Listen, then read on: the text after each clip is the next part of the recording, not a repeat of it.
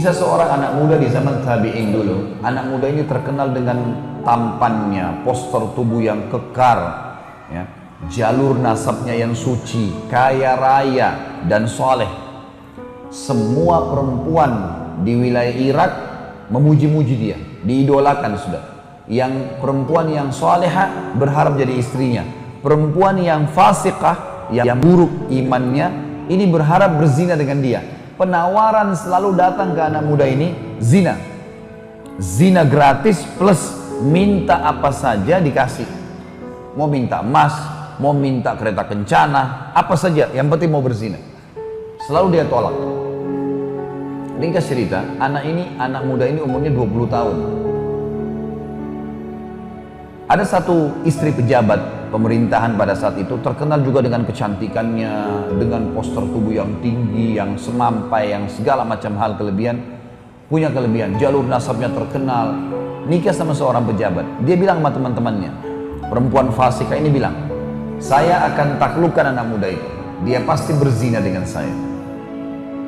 Kata teman-temannya, kalau kau bisa hebat, coba buktikan. Dia bilang, baiklah. Dia bilang sama dayang-dayang yang di rumah, ada 4 orang dayang-dayang pembantunya. Dia bilang, kalian tahu nggak si fulan? Kata si perempuan ini, kalian tahu nggak si fulan? Laki-laki ini dimaksud. Dayang-dayang bilang, iya, itu kami idolakan. Kalian mau berzina nggak sama dia? Maka spontan dayang-dayang ini orang fasikah semua ini. Oh tentu saja. Jangankan berzina, berdampingan aja sudah kami merasa sebuah prestasi, apalagi berzina. Kata majikannya, saya akan berzina dengan dia. Dan kalau saya berhasil, saya akan berikan kalian kesempatan berzina dengan dia. Tapi kalian harus dukung saya. Baik, apa yang kami harus lakukan? Kebetulan rumah anak muda ini, Bapak Ibu sekalian, rumahnya dia dengan masjid, ngelewatin rumahnya si perempuan ini. Jadi 5 waktu sholat kalau ke masjid pasti lewat rumahnya orang ini, rumah pejabat ini. Perempuan fasikah ini menunggu, dalam kisah yang dikatakan suaminya sampai safar, tugas negara. Dia tahu kapan safar suaminya, dan zaman dulu teman-teman, orang kalau safar itu bisa sampai 3 bulan. Karena memang tidak ada transportasi kayak kita sekarang, nggak ada pesawat, orang naik kuda. Bisa hidup, bisa mati gitu. Safarlah si pejabat ini keluar Irak pada saat itu, bertugas negara. Ringkas cerita, si perempuan ini mulai menjalankan tipu syaitannya. Dia bilang sama dayang-dayangnya, suami saya sudah safar semalam, sebentar kalau anak muda ini lewat, waktu itu kebetulan duhur, siang hari. Kalau perempuan laki-laki ini lewat, tahan dia.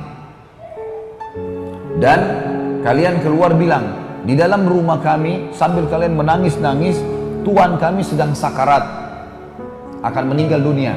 Suaminya nggak ada laki-laki. Tolonglah. Kalau dia masuk ke dalam rumah, jebak dia. Maka dayang-dayang bilang, baiklah. Lewatlah si anak muda tokoh kita ini. Kemudian dayang-dayang ini keluar, tiba-tiba buka pintu, nangis-nangis. Tuan saya di dalam lagi sakarat dan tolong bantulah. Nah, lampu laki-laki ini mungkin seperti orang di antara kita juga kalau tahu seperti ini, lillahi ta'ala dia masuk ingin membantu. Karena ini juga orang-orang pada tahu, orang lewat di situ. Begitu masuk ditutup pintu, kata dayang-dayang ini sama tuan rumahnya sekalian, kamu sekarang sudah terjebak dalam jebakan kami. Kamu harus berzina dengan kami. Kalau tidak, kami semua berlima akan teriak ke orang-orang kalau kau datang untuk menzinai kami, kau akan memerkosa kami. Jadi dijebak untuk berbuat zina. Ini bukan orang seperti seseorang di antara kita sengaja mampir ke tempat zina atau ngerayu perempuan. Perempuannya yang minta, lima-limanya. Zina gratis di sini. Plus lagi si tuannya bilang apa?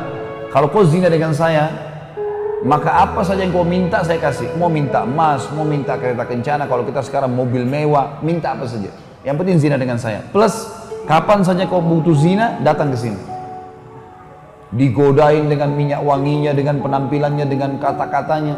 Laki-lakinya anak muda selalu tegar. Dia mengatakan, hai fulana, bertakwalah kepada Allah. Allah maha melihat. Allah tahu nih.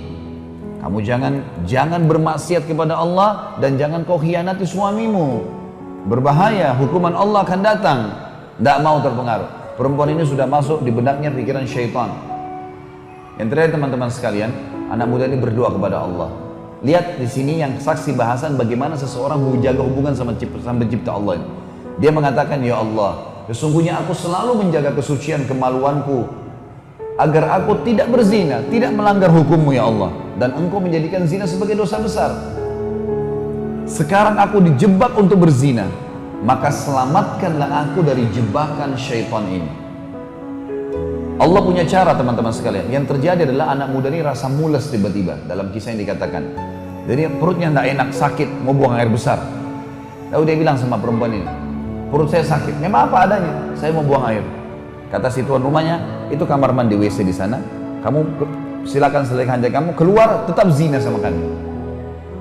Anak muda ini masuk ke WC sambil berpikir, dia sambil buang air, subhanallah, kisahnya begitu.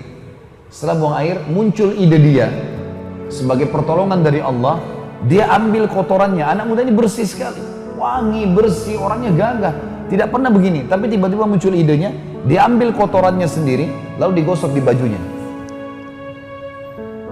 Sedikit, tidak banyak.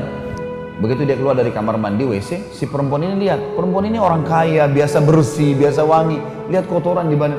Kok kamu begini, jorok sekali kalau bahasa gitu. Dia bilang, saya begini sekarang, inilah saya.